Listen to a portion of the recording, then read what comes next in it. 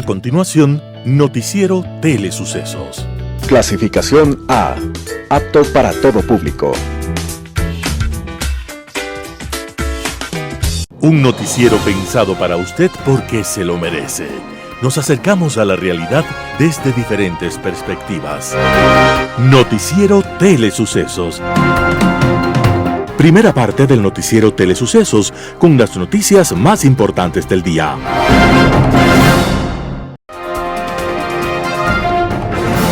Un día como hoy. Trepados en la nave de la imaginación, hemos llegado más allá de lo que nadie sabe para entrevistar a don Héctor Roberto Chavero. Por su nombre pocos lo conocen, pero si decimos que se trata de don Atahualpa Yupanqui, entonces su nombre resuena en América y el mundo. Queremos que don Atahualpa Yupanqui responda algunas preguntas, cantando como siempre lo hizo, con el corazón transparente en la mano. Y que responda con su dura verdad, siempre brillando en la garganta. Cuéntenos de sus abuelos, señor Yupanqui. Uno de ellos marcó su vida.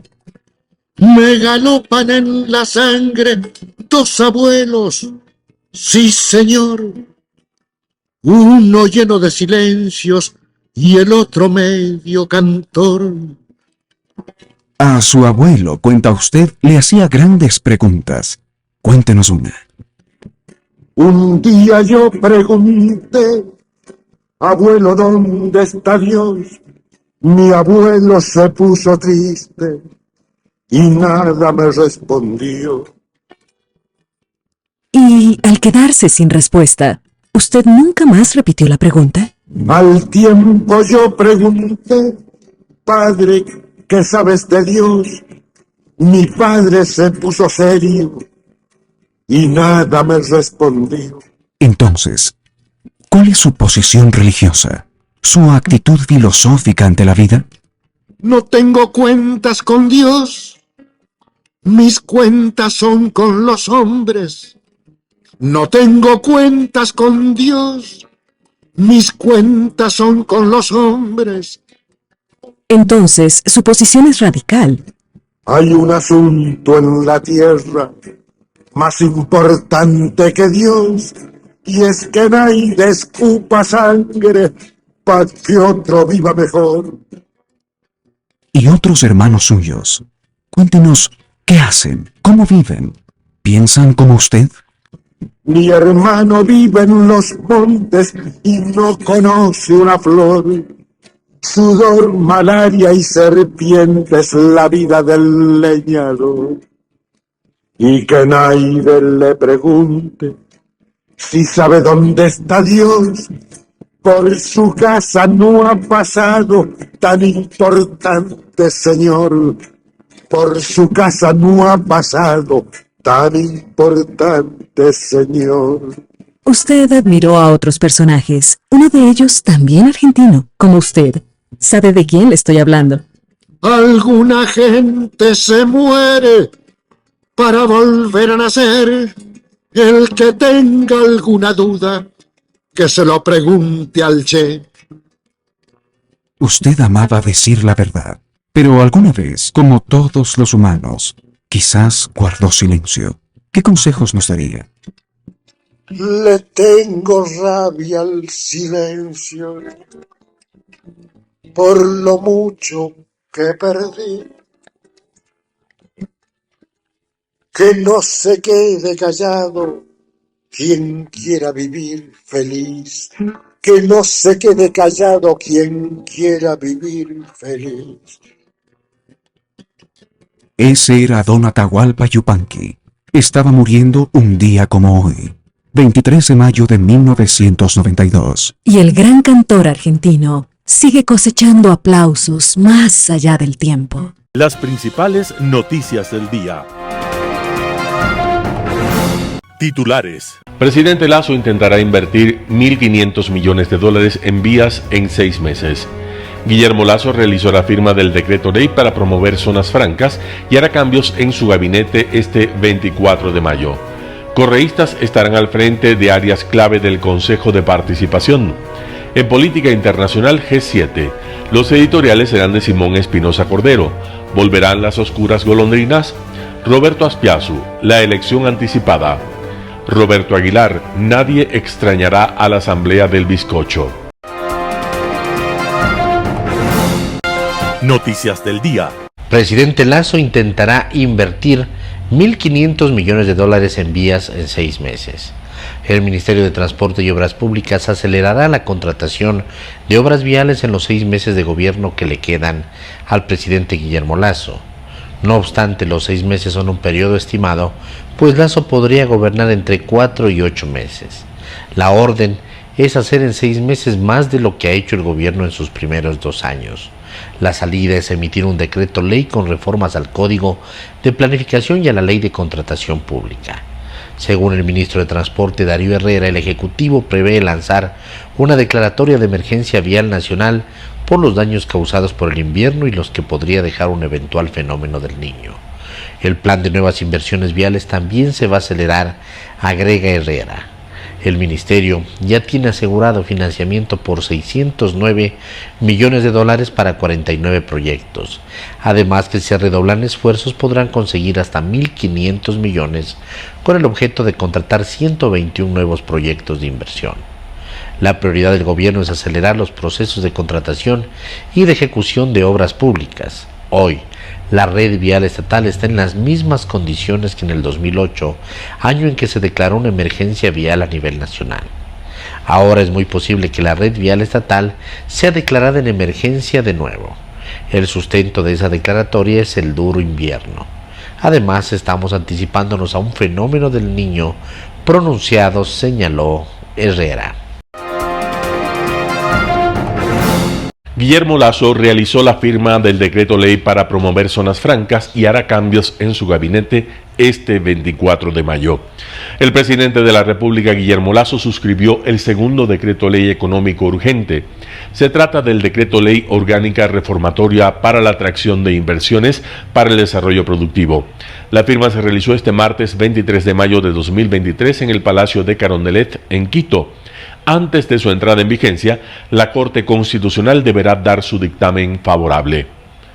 El Ministerio de la Producción informó que esta normativa promoverá la creación de oportunidades para atraer y fomentar las inversiones para el desarrollo productivo a través de las zonas francas. El ministro de la Producción, Julio José Prado, explicó en Carondelet que los objetivos específicos son fomentar la generación de empleo y dar espacios que promuevan la competitividad en todo Ecuador. Adicionalmente, el ministro de Gobierno, Henry Cucalón, informó este 23 de mayo de 2023 que habrá cambios en el gabinete del presidente Guillermo Lasso. El primer mandatario los anunciará durante su informe a la Nación, previsto para el 24 de mayo en el sur de Quito. Como presidente, legalmente debe presentar su informe de gestión ante la Asamblea Nacional, pero al estar disuelta, lo hará ante la ciudadanía en la Plataforma de Desarrollo Social en Quitumbe. Según el ministro, no importa el corto tiempo que le queda al régimen, porque siempre las líneas tienen que ser refrescadas. Recordemos que los ministros somos funcionarios de confianza. Se necesita un replanteamiento incluso en esta nueva etapa del gobierno. Dijo que serán pocos los cambios al principio y que esto ya está planificado. Correístas estarán al frente de áreas claves del Consejo de Participación. El lunes 22 de mayo del 2023, el Consejo de Participación Ciudadana y Control Social nombró nuevas autoridades en áreas clave. Varias de esas designaciones quedaron en manos de personas cercanas al correísmo. Ana Belén Yela fue designada secretaria de Participación y Control Social. Es abogada con máster en Derecho Ambiental. Entre sus cargos previos figuran asesor en la Asamblea Nacional, analista en la Fiscalía Provincial del Guayas, además de exfuncionaria del Ministerio del Ambiente. Pertenece al colectivo de abogados La Comuna, crítico al gobierno de Guillermo Lasso. La figura correísta más notoria es María Ángel Muñoz Vicuña, quien fue nombrada como secretaria técnica de Transparencia y Lucha contra la Corrupción. Fue asambleísta por Azuay en representación del correísmo. Es abogada, magíster en Derecho y mediadora acreditada por el Consejo de la Judicatura. Además de asambleísta, también se desempeñó como funcionaria de la Secretaría General de Seguridad y Gobernabilidad y coordinadora jurídica de la Secretaría de Coordinación Territorial y Participación Ciudadana en el municipio de Quito. El Consejo de Participación y Control Social también designó a José Antonio Ávila Stack como secretario general del Consejo de Participación y Control Social. Ávila es abogado con máster en Derecho Administrativo y licenciado en Ciencias Sociales y Políticas. Ávila fue secretario general del Gobierno Provincial del Guayas, director de Electroguayas y director y comisario sexto de la Policía Nacional en Guayaquil.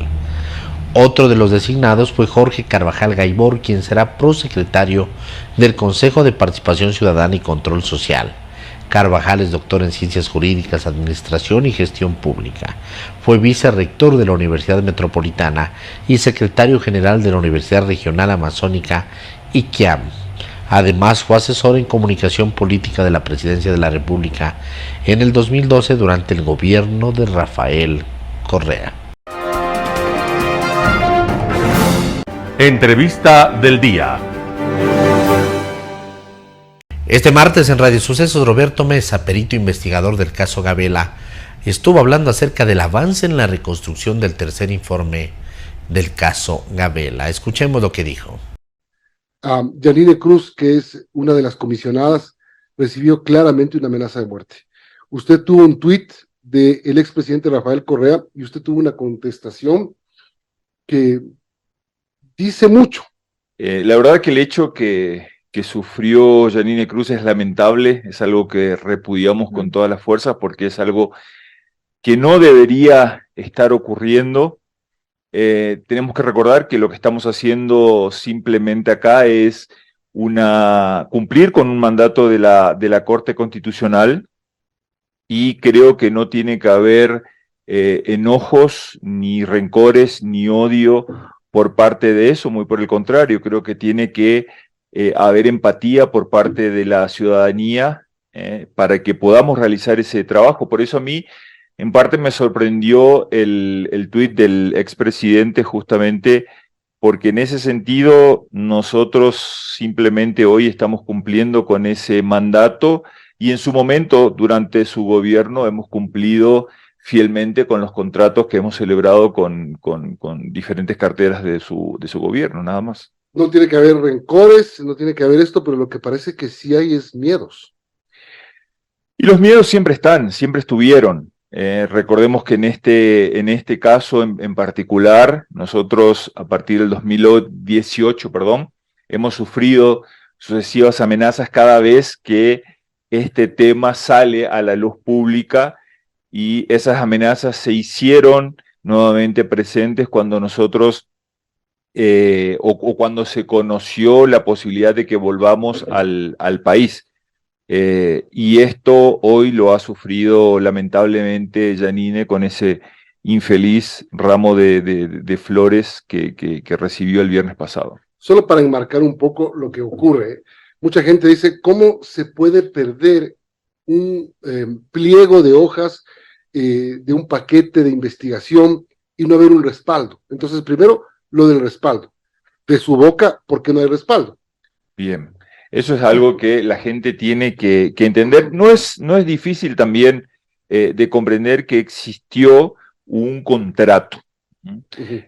A diferencia de lo que es una pericia a nivel judicial, esto se trata de una pericia extrajudicial en donde las reglas de juego son puestas por el contratante, en este caso el Comité Interinstitucional y fundamentalmente el Ministerio de Justicia, en donde establecía ciertas reglas, y entre ellas justamente era la de no quedarse con ningún tipo de respaldo, porque toda la propiedad, tanto intelectual cuanto material, le correspondía al contratante. Eso es así de simple, no es porque me haya olvidado o porque fue una impericia por parte mía, no, muy por el contrario. Lo único que hicimos fue respetar justamente lo que estaba en el contrato, como siempre lo hacemos.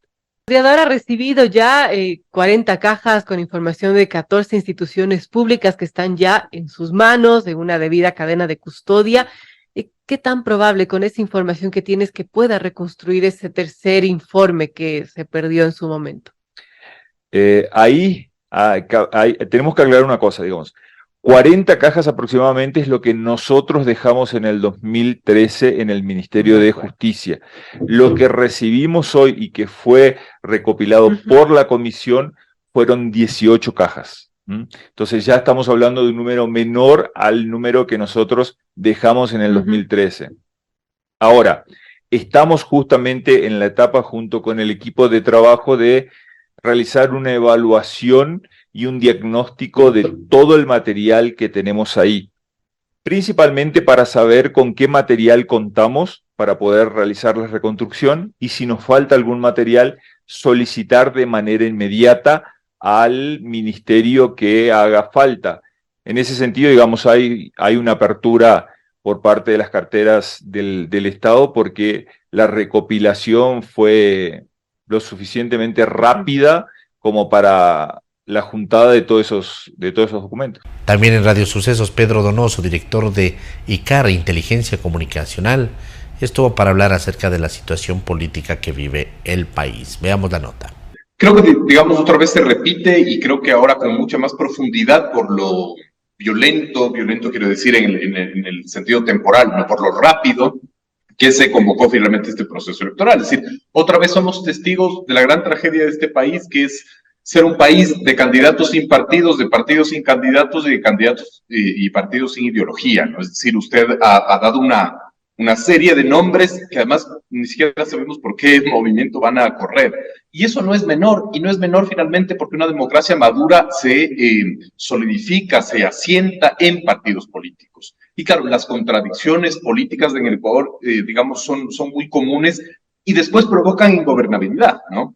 Es decir, tú te lanzas por un partido político, como no sigues esa misma línea del partido político, tienes otra narrativa, hay un choque de visiones, se rompe, digamos, esa relación y finalmente todo se trastoca, ¿no? Entonces, la no identidad, ¿no es cierto?, política de candidato con partido y de partido con candidato provoca ingobernabilidad. Y esa es la situación que hemos visto hasta ahora en el Ecuador y yo creo que también la vamos a ver a futuro. Bueno, qué complejo, y también algo que resulta complejo es que en este país también se habla de unidad, pero normalmente sucede que se habla de unidad en torno a una persona que se cree el iluminado al que tienen que, bueno, unirse todos. Y a la final lo que termina pasando es que terminamos teniendo una extensa papeleta con muchos nombres y, bueno, de unidad nada. Pero digamos, concuerdo, pero también hay un grave problema de concepto, que es la unidad para llegar, pero no para sostenerse, ¿no? Es decir, lo contrario de la individualidad, que evidentemente es las alianzas, tampoco es el mejor escenario cuando no se lo trata de manera seria y profesional. Regresamos a ver, por ejemplo, las seccionales del 2019, digamos, ¿no? Ahí hubo una amalgama de alianzas, ¿no es cierto?, que incluso uno veía la papeleta en, por ejemplo, prefecturas, que parecía una ecuación matemática, ¿no? Eran un montón de numeritos de movimientos y partidos políticos que en otros lugares se disputaban alcaldías, se acusaban finalmente de fraude, etcétera, y en otras localidades iban juntos. Es decir, también esa no síntesis ideológica política trae consecuencias, porque finalmente es un conglomerado que te ayuda a llegar, pero que se parte finalmente cuando estás en el poder. Entonces, las alianzas tienen que ser alianzas programáticas que duren para la gobernabilidad. Aquí nos estamos equivocando, aquí el fin finalmente es lo electoral y no la gobernabilidad, que yo creo que es el gran tema finalmente de los próximos 15 años en el Ecuador. Es decir, la gobernabilidad está tan en riesgo, ¿no es cierto?, en el Ecuador del presente. Vemos, por ejemplo, que de las 5 funciones del Estado, las 5 están en crisis internas y las 5 en crisis interfunciones. La Fiscalía allana al Consejo de la Judicatura. No digo que esté bien o mal, lo que digo finalmente es que políticamente hay un desgaste institucional y hay tensiones entre funciones. Entonces, si queremos asegurar la gobernabilidad, las alianzas por llegar tampoco nos van a garantizar nada, ¿no? Porque hay alianzas que después además son pegadas con babas y que no tiene ningún sentido ideológico finalmente. Un panorama de noticias para su estatura intelectual.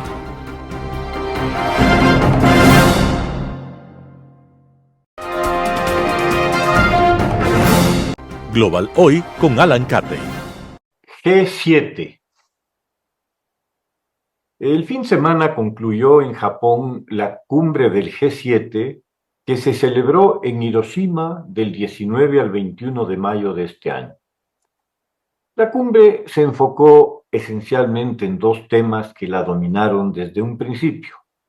El uno, la postura de los estados representados en la misma respecto de la posición china en unos aspectos que van desde su creciente agresividad hacia Taiwán, pasando por demostraciones de fuerza en el mar de la China Meridional, en el que se han dado incluso incidentes por el desalojo violento de pesqueros filipinos de aguas internacionales por buques de guerra chinos, el hostigamiento a fuerzas navales y aéreas norteamericanas operando en aguas y cielos internacionales, los ejercicios navales y aéreos chinos, incluido el lanzamiento de misiles de largo alcance, con el claro propósito de intimidar a Taiwán y a los países vecinos con demostraciones desproporcionadas de sus crecientes capacidades militares, y el claro propósito chino de lograr a marcha forzada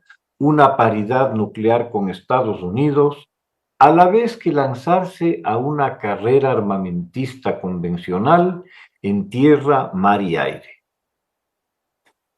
El otro tema que ha dominado el escenario, y mucho más tras el arribo a la cumbre del presidente Zelensky, ha sido la guerra en Ucrania. La elección de la sede en la ciudad donde se recordará el próximo agosto el 78 aniversario del primer bombardeo atómico en la historia, Hiroshima, ciertamente apuntaba a significar y recordar los riesgos y resultados de llegar a emplear armas nucleares en los conflictos del presente o del futuro. Evidentemente, el mensaje fue dirigido a Putin y a Rusia, que con ligereza aparente han mencionado en repetidas oportunidades su disposición al uso de tales armamentos si se producen, a su criterio, unas condiciones que los puedan llevar a pensar en una posible amenaza para su existencia, lo que tan laxamente descrito podría ser un niño lanzándoles unas piedras. Los actos recordatorios y los homenajes a las víctimas estuvieron cargados de simbolismo y tuvieron una amplia cobertura mediática.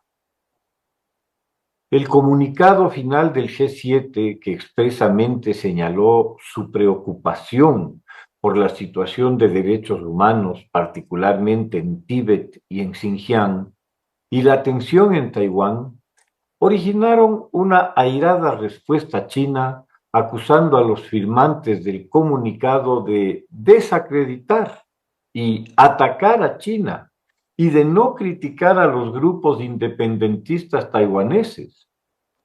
El vicecanciller chino Sun Weidong acusó a Japón de haber intervenido en asuntos internos chinos, como definió al tema taiwanés, al tibetano, al de Hong Kong y obviamente el de los uigures en Xinjiang, proclamando en efecto el absoluto derecho del gobierno chino para tratar como le plazca, sea a minorías étnicas o disidencia política, contrariando los principios sobre la autodeterminación de los que, cuando no se trata de China, se proclama firme defensora.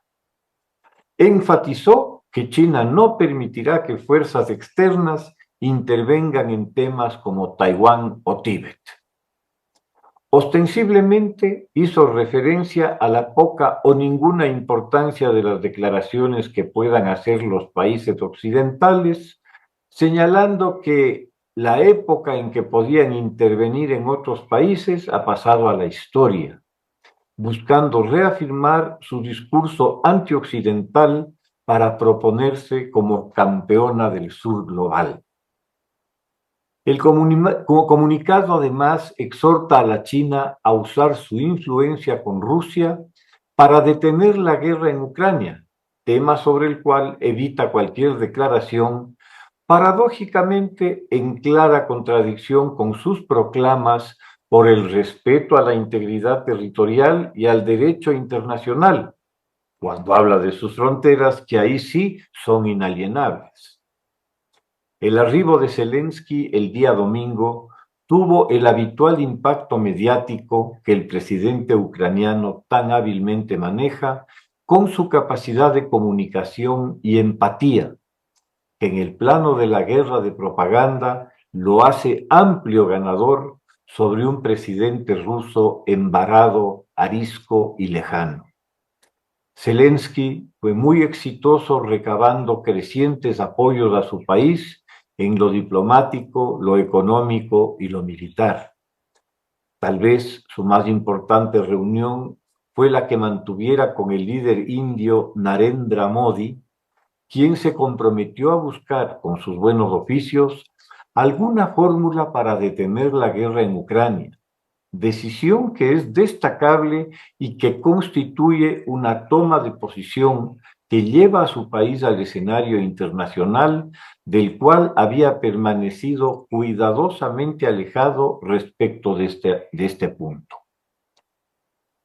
También fue interesante la presencia en la cumbre de varios países invitados fuera de los 7 del grupo, como Australia, Indonesia, Corea del Sur, Vietnam y la ya mencionada India, a una cumbre en la que el tema de fondo era establecer una postura común en relación a China sobre los temas mencionados. Fue evidente la intención de contar con la presencia de quienes, en las cuencas del Indo-Pacífico, mayores riesgos y amenazas sienten por la expansión militar y naval de la China, con Corea del Sur y Japón en primera línea, justamente preocupados tanto por las acciones y declaraciones chinas como por las de Norcorea, si no directamente alentadas por Beijing, ciertamente no desalentadas. Se hace evidente que China está empleando como peones de brega a Rusia y Norcorea como primera línea en su enfrentamiento con Occidente, habiendo establecido una especie de cerco nuclear en el Pacífico Oriental, alinear consigo a los citados para amenazar e intimidar a Japón y Corea del Sur, que al carecer de armas nucleares dependen de las decisiones de otro país, Estados Unidos, para su eventual uso. De hecho, al interior de la sociedad surcoreana estaría creciendo, ante las provocaciones permanentes de Corea del Norte, la intención de dotarse de un arsenal nuclear propio para disuadir a su vecina de cualquier aventura militarista. Por su parte, el Japón ha decidido incrementar sus gastos en defensa drásticamente para defenderse de las ansias expansionistas chinas sobre varias islas japonesas, así como por el prolongado y siempre latente problema de la devolución al Japón de algunas islas de las Kuriles que fueron arbitrariamente ocupadas por la entonces Unión Soviética luego de la Segunda Guerra Mundial. La presencia de Vietnam resulta oportuna en relación al expansionismo chino en el Mar del Sur, que tal vez por su denominación habitual, Beijing ya lo considera como un lago propio, lo mismo que al estrecho de Formosa.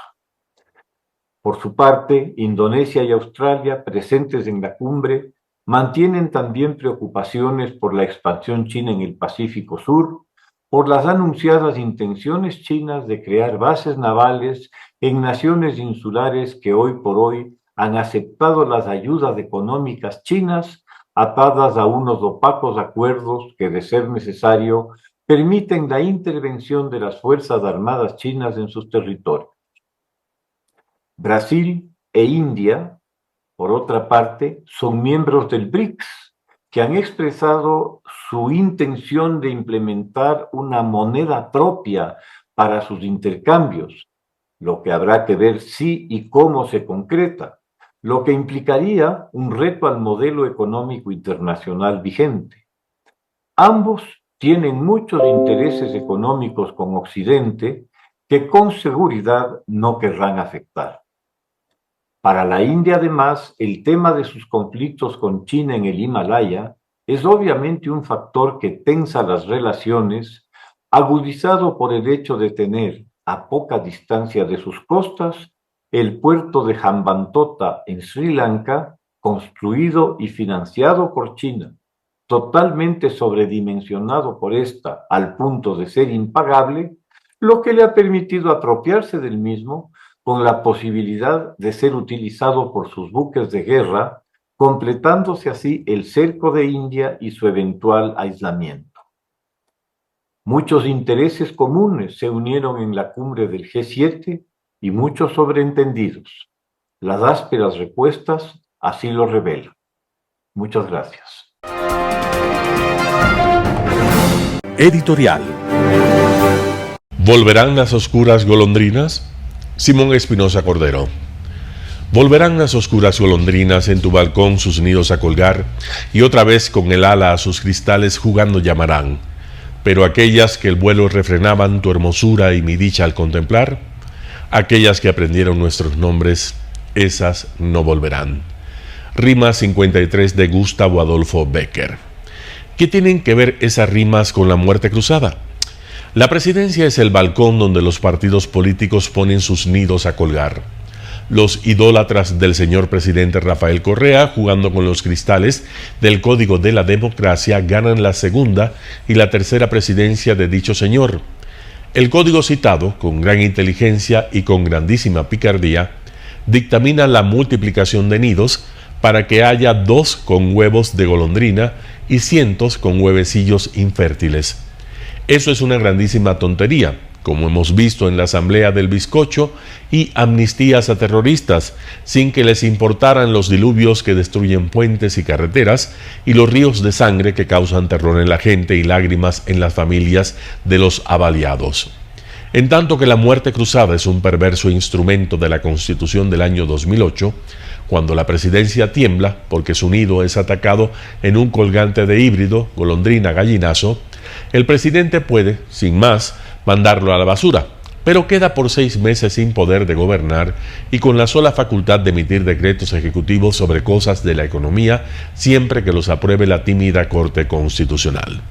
Además debe convocar a elecciones presidenciales y de asambleístas en un fulgor de 6 meses. La perversidad está en no haber inhabilitado para la próxima elección a la del bizcocho y amnistía a criminales, salvadas las auténticas golondrinas.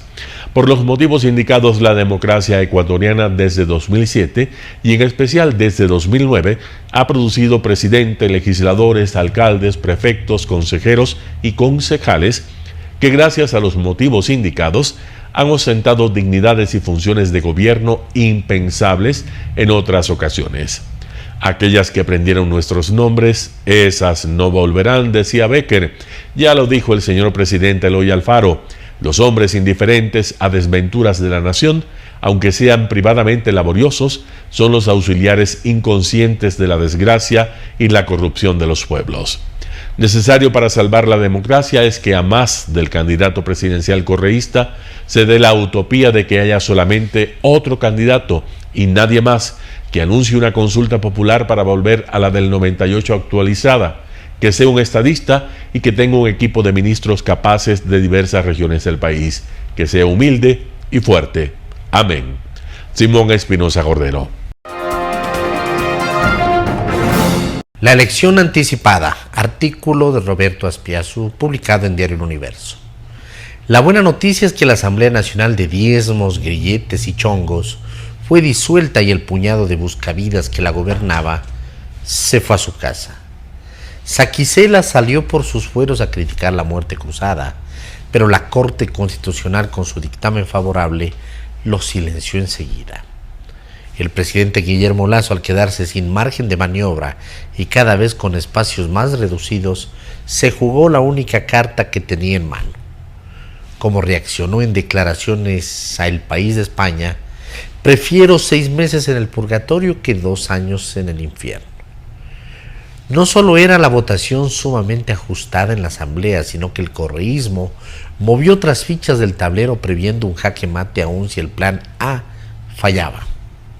el nombramiento de un abogado vinculado al caso El Universo como presidente del Consejo de Participación Ciudadana y Control Social, organismo que tendrá que elegir a nuevas autoridades de control, incluido el fiscal y el contralor, ha sido una señal inequívoca de tal cerco. La aplicación por primera vez en 15 años de la figura híbrida entre el parlamentarismo y el presidencialismo, que fue concebida por el socialismo del siglo XXI para mantener al rebaño de asambleístas en su redil, pateó dicho tablero con el consecuente reacomodo de piezas que se dará de forma pronta e incierta. El correísmo satisfizo su afán de conducir al país a elecciones anticipadas. Su estrategia es llegar a Carondelet con un presidente de transición que durará 15 meses y controlar de nuevo a la Asamblea para una operación de tenazas que permita el retorno triunfal de su líder. Bajo la directriz de olvido sin perdón, toda vez que jamás ha habido de su parte un acto de mea culpa por tanto abuso, atropello y corrupción. Mientras, el presidente Lasso ha iniciado la cuenta regresiva de su relevo constitucional hasta final de año. El Washington Post ha asegurado que no buscará su reelección y que postulará a otro candidato de su entorno donde tampoco hay mucho que escoger, tal vez Cucalón o Arosemena. Al tiempo, los candidatos presidenciales proliferan al tropel reproduciendo la misma dispersión del 2021 y que tiende a favorecer a UNES como movimiento triunfante en la elección de febrero y con mejor organización política a nivel nacional. Aún así está por jugarse un nuevo partido con resultado abierto.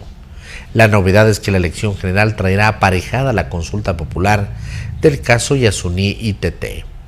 En verdad, totalmente inapropiado que la mayoría de la Corte Constitucional, al parecer comprometida con el activismo ambiental, en un momento tan enrevesado y crítico haya considerado la pertinencia de sacar a flote un tema de esta naturaleza que ha estado una década encarpetado, arrojándolo al debate populista. ¿Qué podría significar en un año el cierre definitivo del bloque 43 de Petroecuador, que produce 50,000 barriles de crudo diarios con una pérdida de ingresos de $1,200 millones anuales y otro monto semejante destinado a retirar hasta el último tornillo del campo, con menos del 0.01% del parque natural ocupado por sus instalaciones? Una novatada más. Artículo de Roberto Aspiazu publicado en Diario El Universo. Nadie extrañará a la Asamblea del Bizcocho. Roberto Aguilar, El Expreso. Necios, inmorales, ampones y analfabetos, nadie ha hecho tanto por desprestigiar la democracia ecuatoriana como la Asamblea Nacional, que acaba de pasar a mejor vida. Modelo y promotora del lumpen parlamentarismo, la legislatura que tuvo en Virgilio Saquicela a su presidente perfecto, hecho a su medida, marca el nivel más bajo alcanzado jamás por el debate público en la historia de la democracia ecuatoriana. Expresión de una crisis política, cultural y ética de la que difícilmente se vuelve sin reformas estructurales de fondo y que no basta una muerte cruzada para remediar. La depuesta asamblea empoderó a los iletrados incapaces de escribir y de leer 2 líneas, convivió con el delito y hasta con el crimen, y durante 2 años se dedicó a lo único para lo cual la mayoría de sus integrantes estaba capacitada: la conspiración. Esas son algunas de las razones por las que nadie en el país la echará de menos. Está la asambleísta Bella Jiménez, de la Izquierda Democrática, destituida de la presidencia por tráfico de influencias y gestión de cargos públicos, por no decir directamente venta de puestos de trabajo en modalidad pesetera y al menudeo.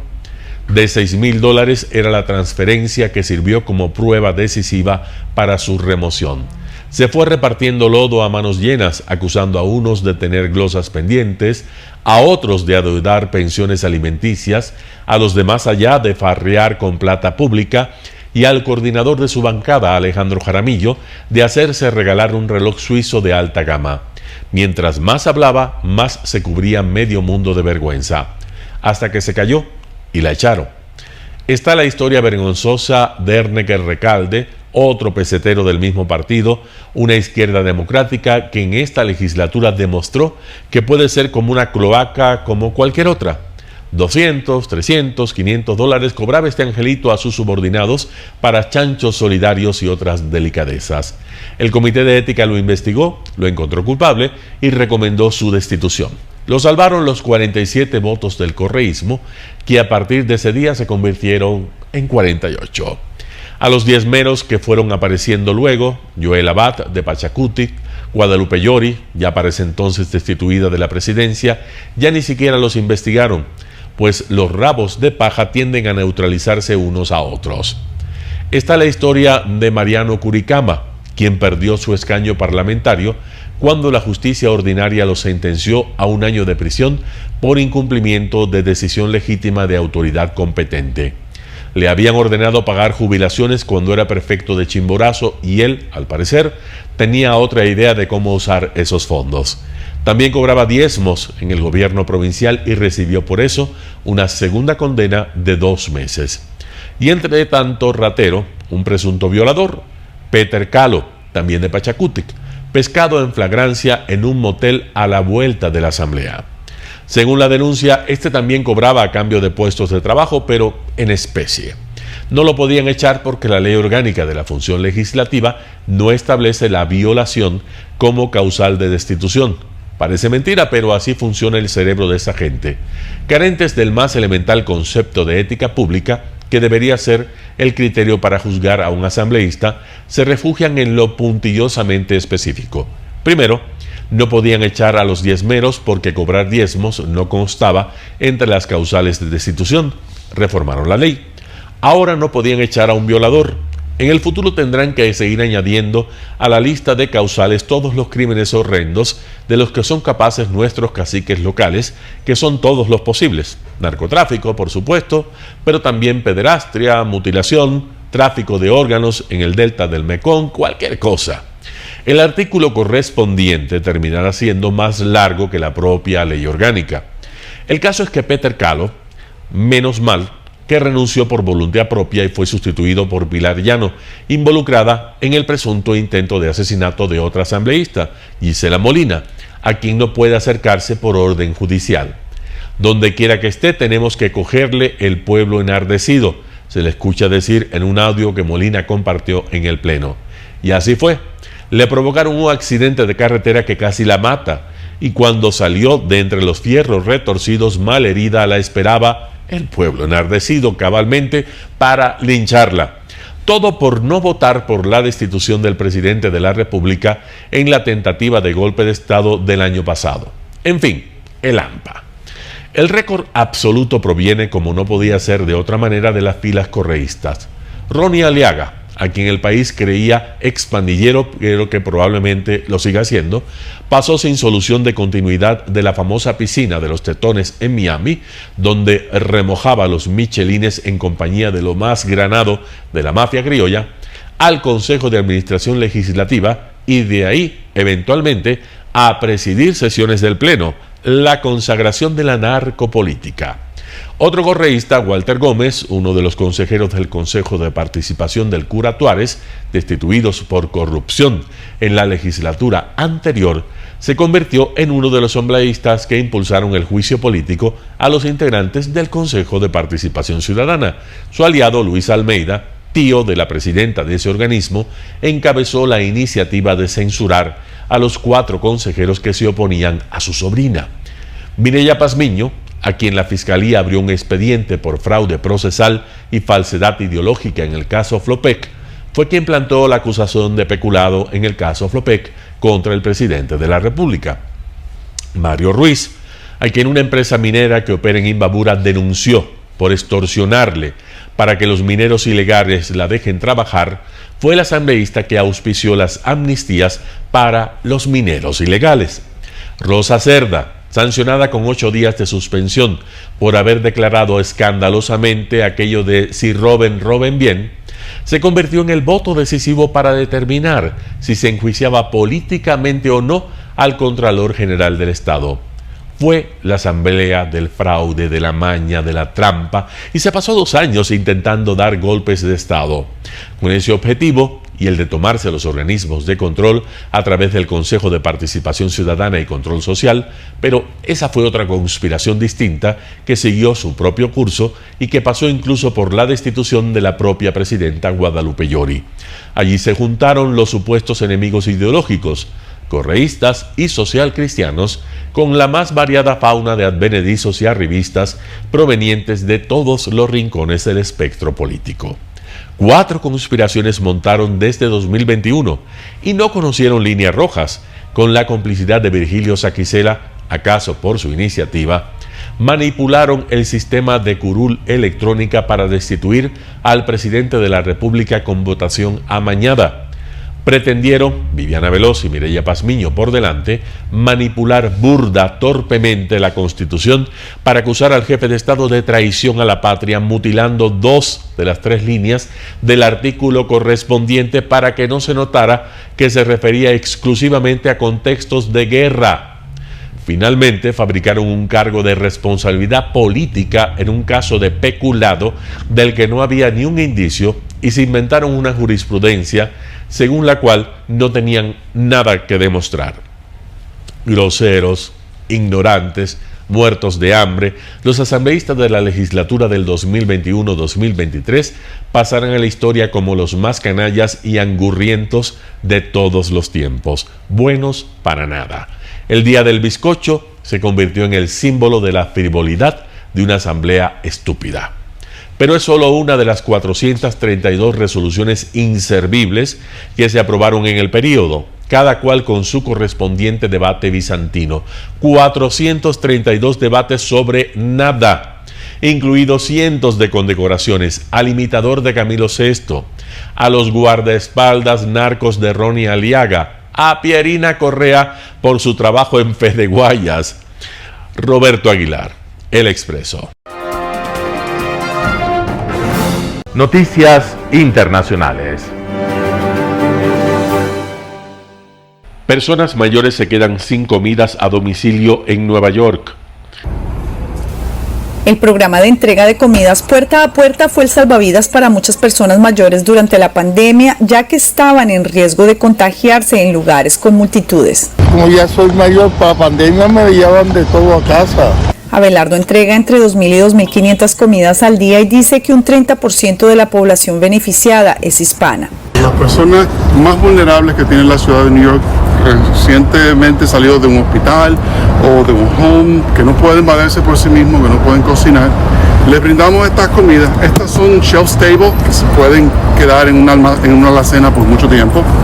Y también le llevamos comidas calientes, comidas congeladas para la semana completa. Pero la administración de Eric Adams anunció que recortará $12 millones para este programa a partir del año fiscal 2024 y casi $6 millones por cada uno de los siguientes 3 años, lo que quiere decir que personas como Epi se tendrán que valer por sí mismas. Lo que sufrimos somos las personas mayores y no podemos hacer nada, nadie puede hacer nada. Ellos hacen lo que quieren, nadie puede hacer nada. Este anuncio se da justo cuando el segmento de la población de mayores de 65 años va en crecimiento y 1 de cada 5 neoyorquinos se encuentra en la tercera edad, según el centro Urban Future. Al menos 233 adultos mayores están a la espera de este servicio y otros 955 aspiran a reunir los requisitos.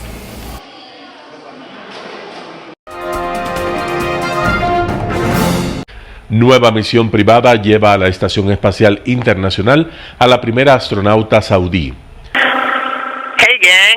Hola pandilla, esto es Dragon Freedom, aquí con una nueva tripulación a bordo de la órbita. De esta manera saludaba Peggy Wilson, ex astronauta de la NASA y comandante de Action Mission 2, al segundo equipo de astronautas y con representación de Arabia Saudita, enviado a bordo de la nave espacial privada SpaceX a la Estación Espacial Internacional, donde permanecerá durante una semana. Estamos aquí sintiendo la microgravedad gracias a nuestro reino de Arabia Saudita y a los líderes, el rey Salmán y el visionario príncipe heredero Mohammed bin Salman, por su apoyo en esta misión. El gobierno de Arabia Saudita patrocinó el viaje de Ali Al-Qarni, piloto de combate, y de Rayana Barnawi, una científica especializada en la investigación de células madre del cáncer. Es la primera mujer astronauta de su país quien centrará su viaje en el avance de la investigación del cáncer de mama. Es una sensación increíble, realmente lo disfruto. Vamos a tener una experiencia increíble. Schaffner es fundador de un equipo de carreras de autos y costeó su viaje, por lo que la población espacial se eleva a 11, lo que representa no solo a Arabia Saudita y a los Estados Unidos, sino también a los Emiratos Árabes Unidos y a Rusia. Diva Lizette Cash, Voz de América.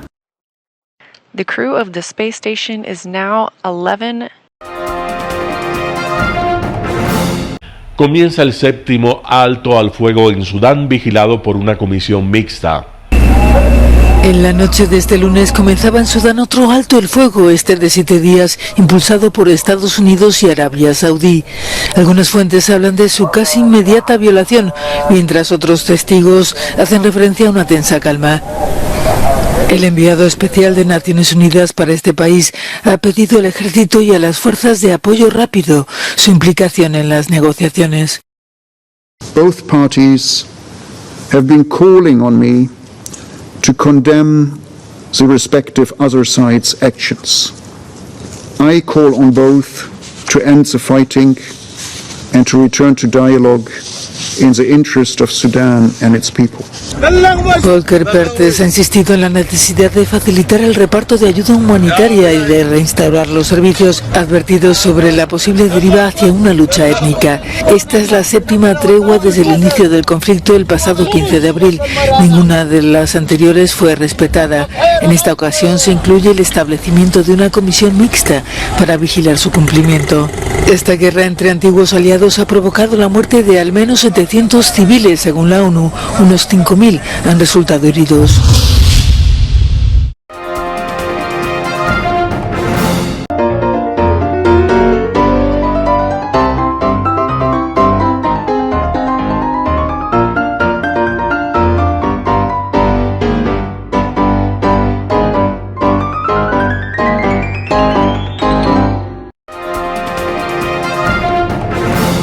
Telesucesos Sports. Deportes, deportes, deportes. Todas las tardes, 4 horas de lunes a miércoles, de 14 a 17 horas. Los jueves y viernes, 6 horas, de 12 a 20 horas. Desde Arena Telesucesos. Transmisiones en vivo, siempre Ecuavoley. Y luego, deportes para recordar. Todas las tardes, deportes en Telesucesos Sports, bajo la dirección del arquitecto David López. La visión objetiva de quien vive el deporte. Sucesos deportivos, visión de un equipo de opinión joven de comunicadores.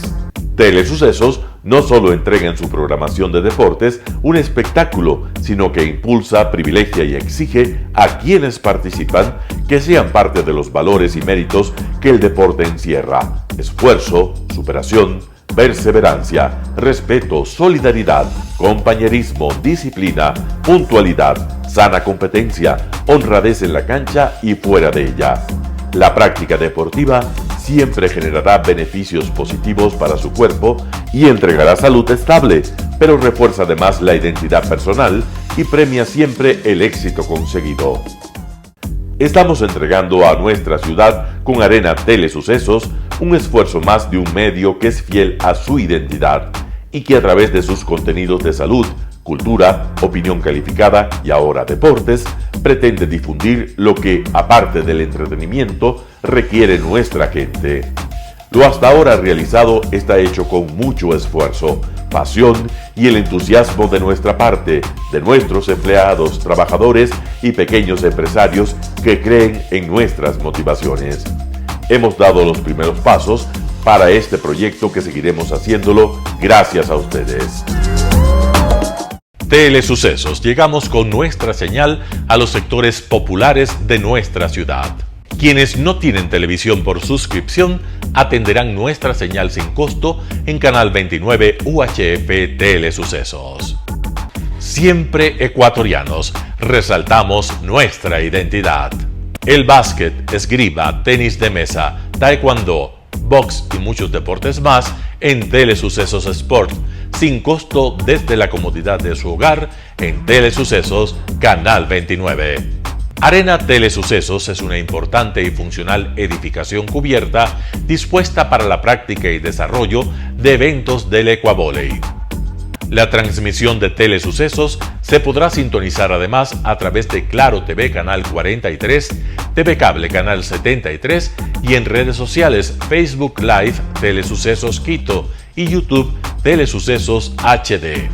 Telesucesos, el canal de televisión siempre inédito. El noticiero Telesucesos es retransmitido de lunes a viernes a las 7 horas por Radio Planeta Sur 106.1 FM de la ciudad de Loja. Noticiero Telesucesos.